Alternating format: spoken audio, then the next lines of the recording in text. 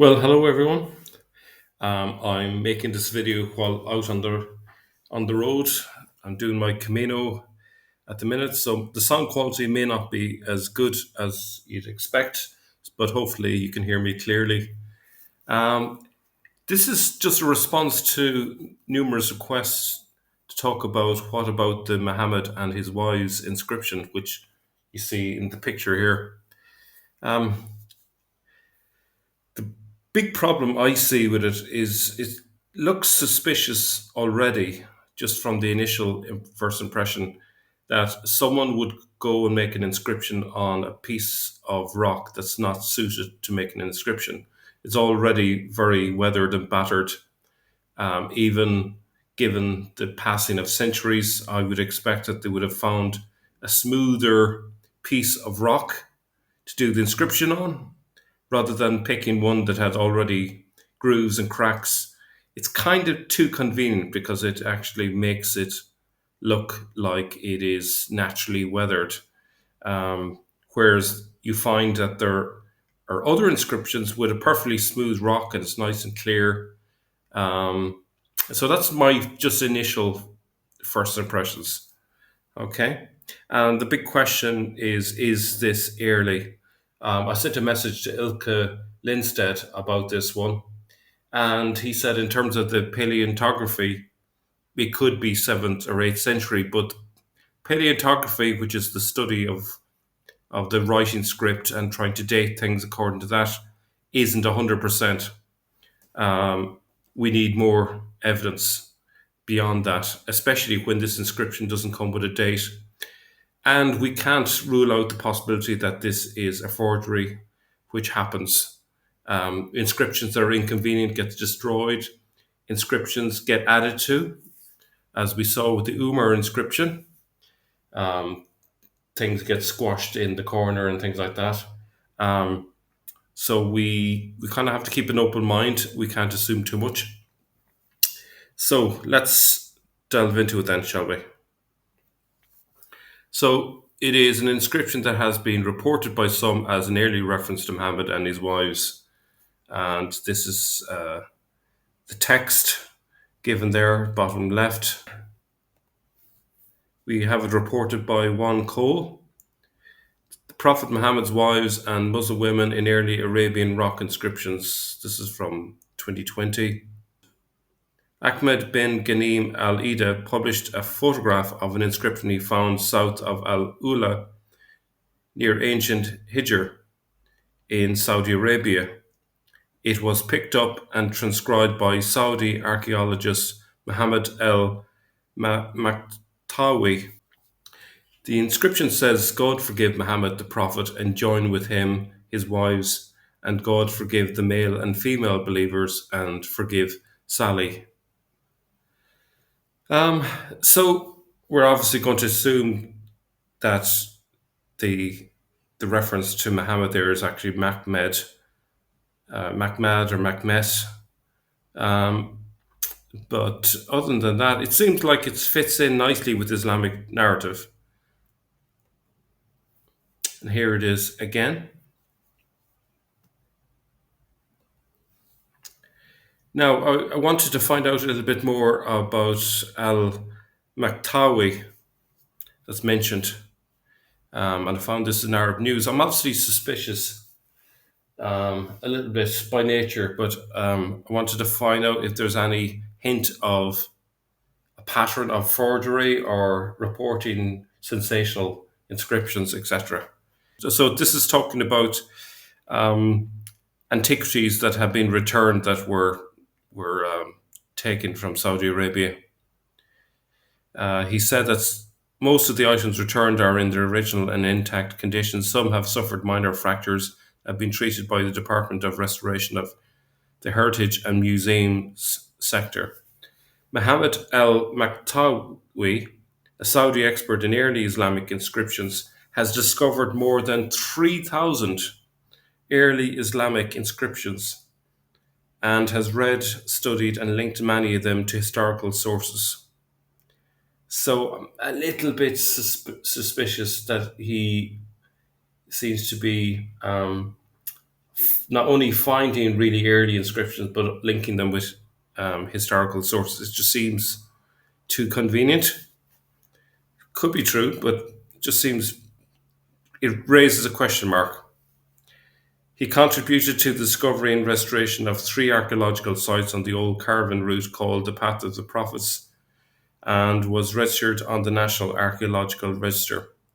Al-Matawi handed in three pieces of early Islamic inscriptions from the 7th and 8th century AD and received an award from Prince Sultan bin Salman, former president of SCTH, for his discoveries.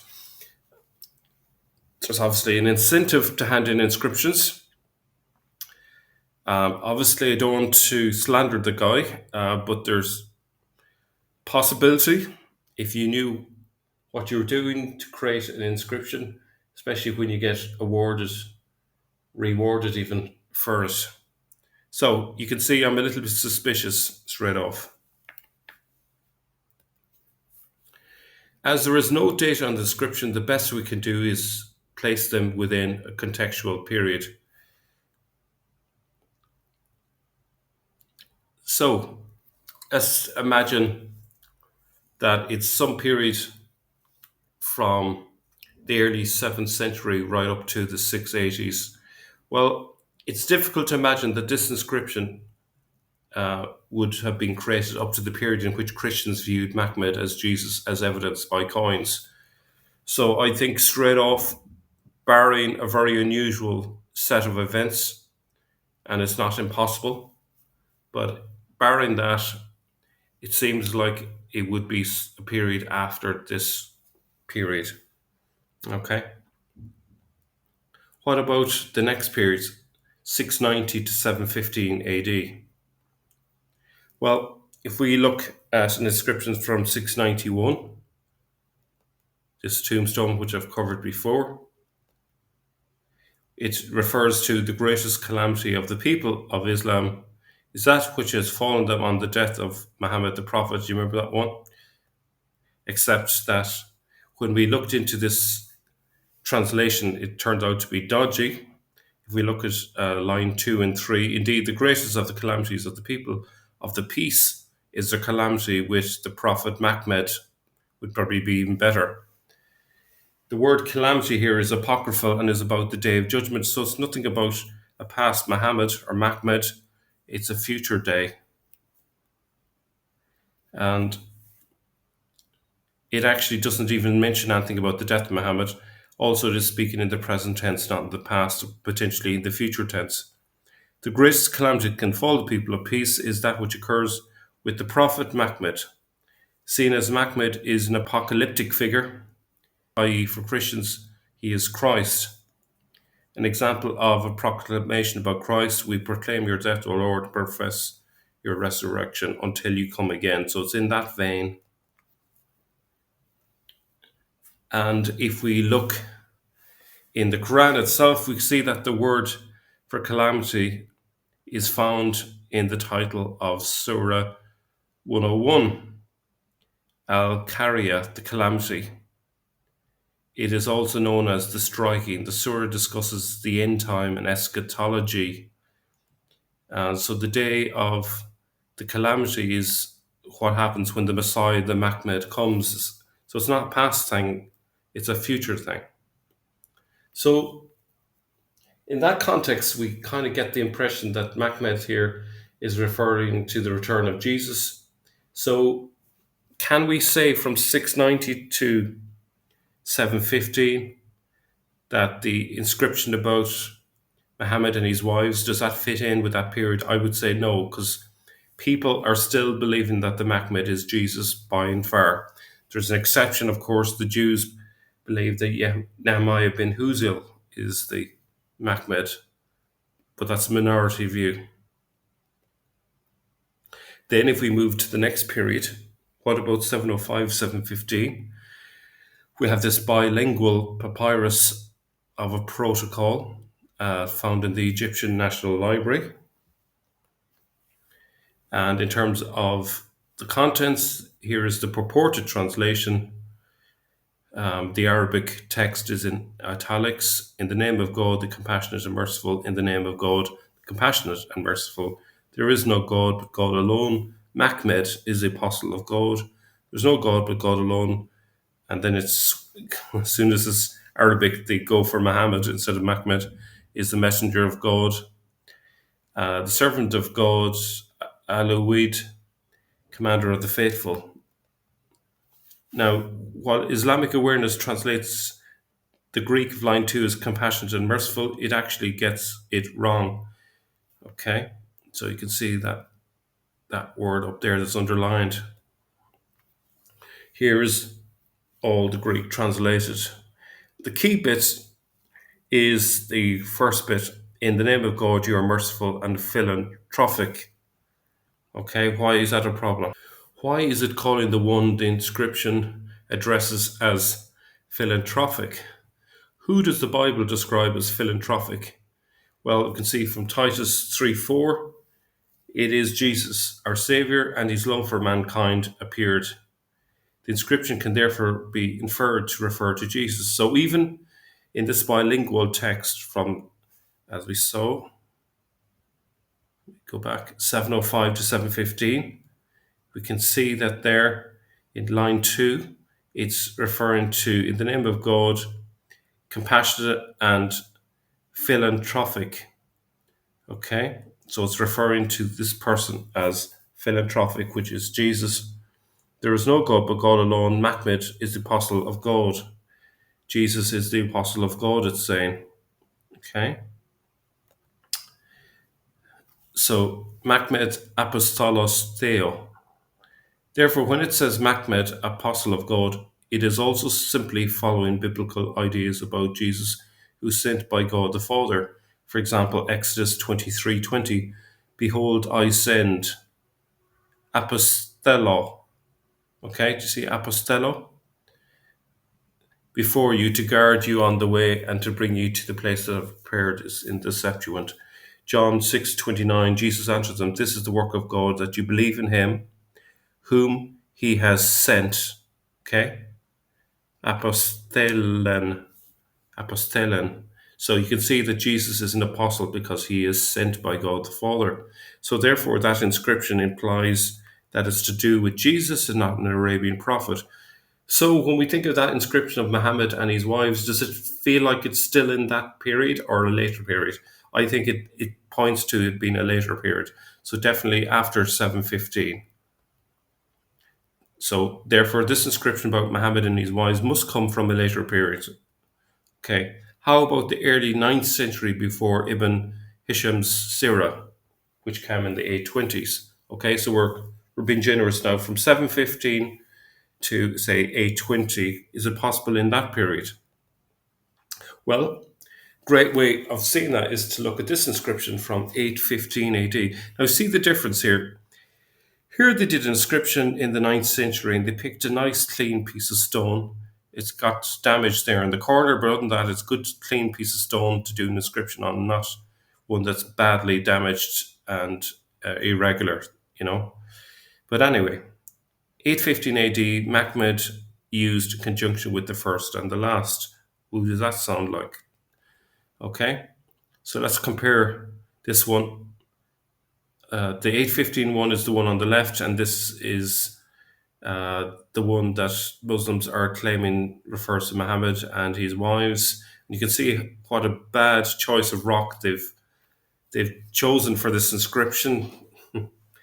Like, it's just so convenient that it's so hard to read because of the material that they used here. But why did the inscriber choose such a bad rock to do an inscription on? That's a big question mark. So this 815 inscription is found in Jordan. There's the the latitude and longitude. It comes from Ilka Lindsted's paper, Early Islamic Inscriptions from Northeast Jordan. And so we can see it says, in the name of God, the compassionate, the merciful, O God, extol Mahmed among the first and bless him among the last.